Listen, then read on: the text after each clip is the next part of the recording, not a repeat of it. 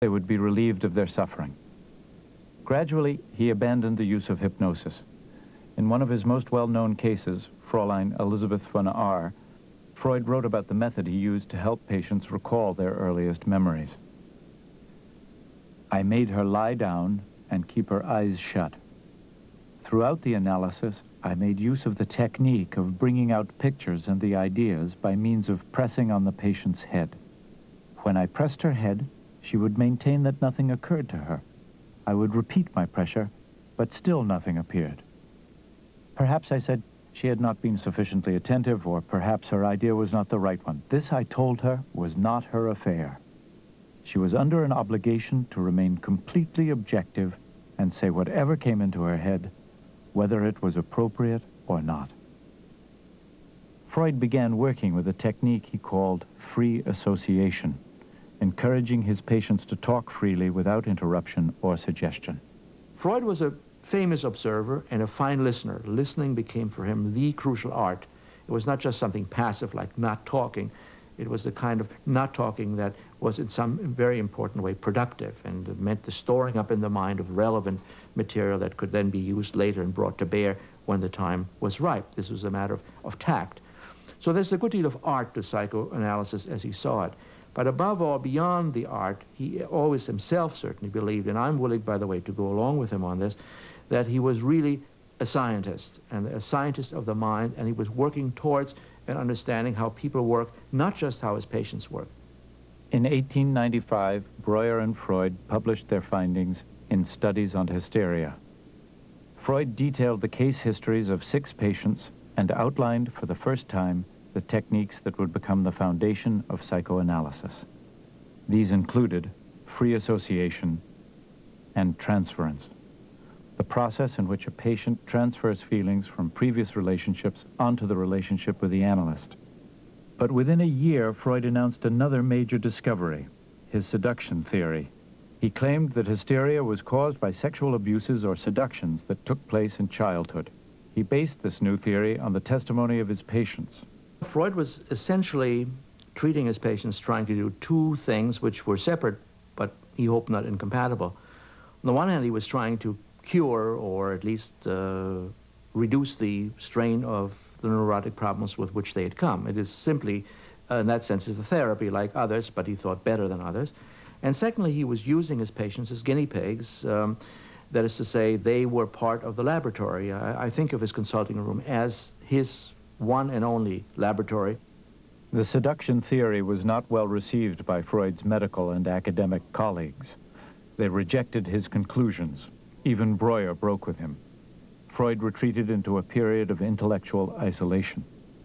During that time, he shared his ideas mainly with one person, a friend and colleague, Wilhelm Fliess. Fliess was a physician in Berlin. During the 15-year period of their friendship, they corresponded almost weekly, sharing personal and professional ambitions. Freud confided to Fliess that he had a grand vision to create a universal theory of the mind from his understanding of abnormal behavior. He wrote to Fliess his project for a scientific psychology. Frank Sulloway is a historian of science at Harvard University. He believes that the project shows how important Freud's scientific aspirations were in formulating his theories. The project was Freud's tremendously ambitious attempt to reduce the workings of the mind to basic notions of natural science. And in Freud's day, this included a reliance upon the neuron theory, which was just then emerging, and the notion that you could explain mental activity by explanations involving movements of energy between neurons within the brain or between various cellular elements. And Freud concocted, and I think you have to use the word concocted, the most incredibly ingenious and imaginative scheme for explaining virtually every kind of mental activity, from thought to judgment to problems dear to his heart in psychopathology, such as repression and various forms of neurosis, hysterical attacks. Freud soon abandoned the project, but the movement of energy through the body and the mind, especially sexual energy, remained a key Freudian motif. It's very important to appreciate why Freud was so fanatical about sex as a cause of neurosis. Why did he pick sex? He could have picked lots of things. It's not just the repression that, let's say, sex was undergoing in a Victorian period. Sex was much more important to Freud. Sex was a biochemical phenomenon. It was a physiological phenomenon.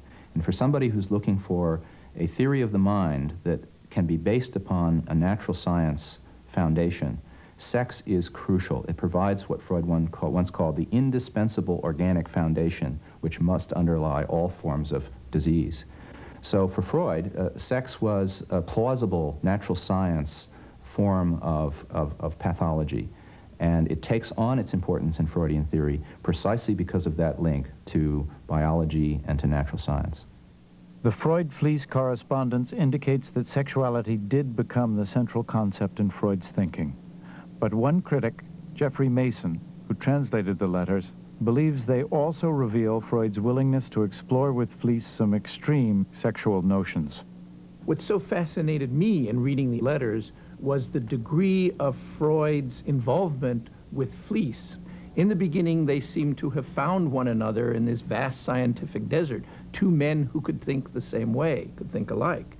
And Fliess developed a series of rather strange, even bizarre notions about the relationship between the female genitalia and the nose, what he called the nasal reflex neurosis, namely that things that happened in the genitals were reflected in the nose, and he felt that he sometimes had to intervene with surgery.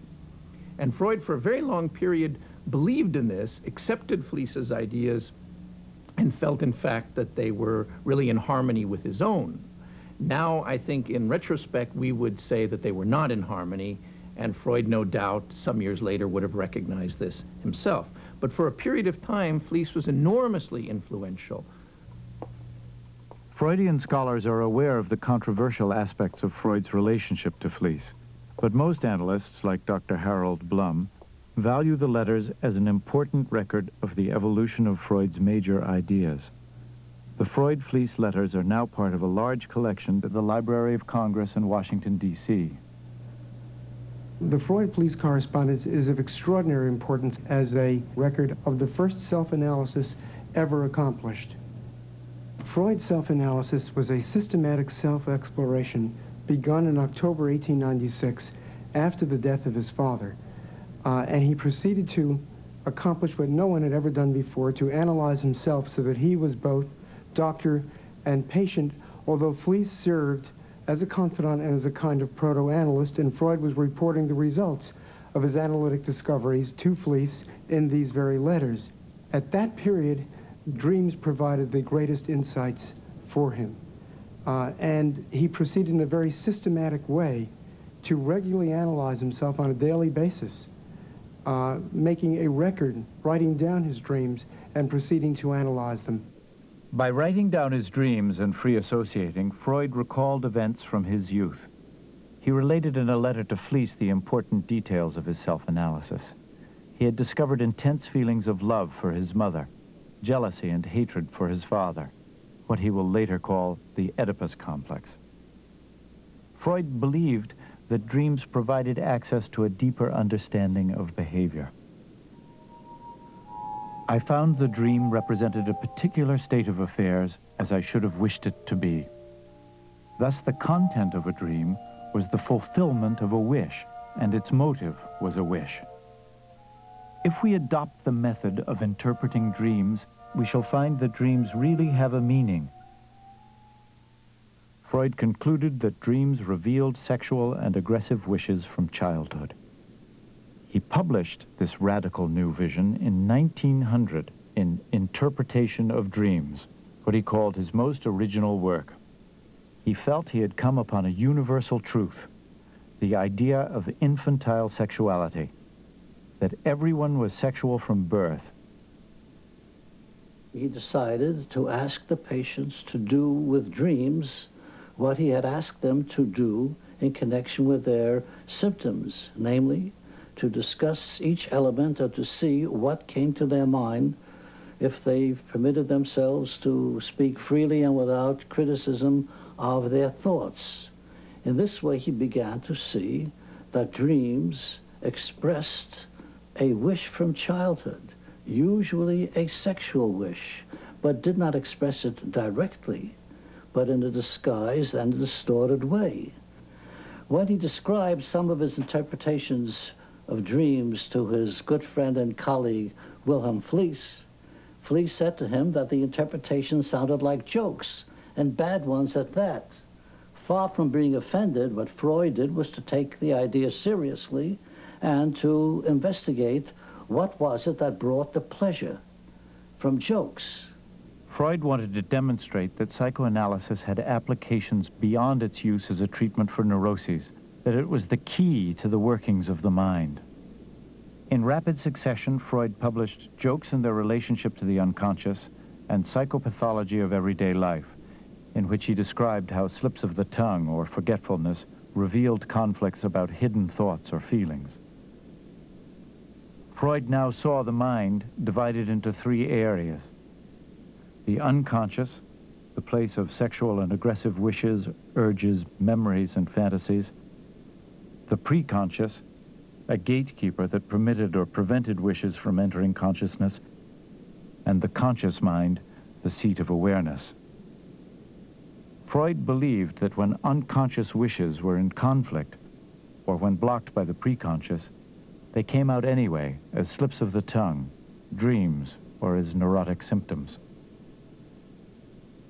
I think Freud really believed that he had come upon certain insights about the nature of the mind, the way the mind works, that he regarded as remarkable and quite original, although he was very well aware that there were other psychologists, philosophers, poets, novelists who had come upon ideas that he himself had, as he said, laboriously had to find through his own laboratory, the patients on the couch.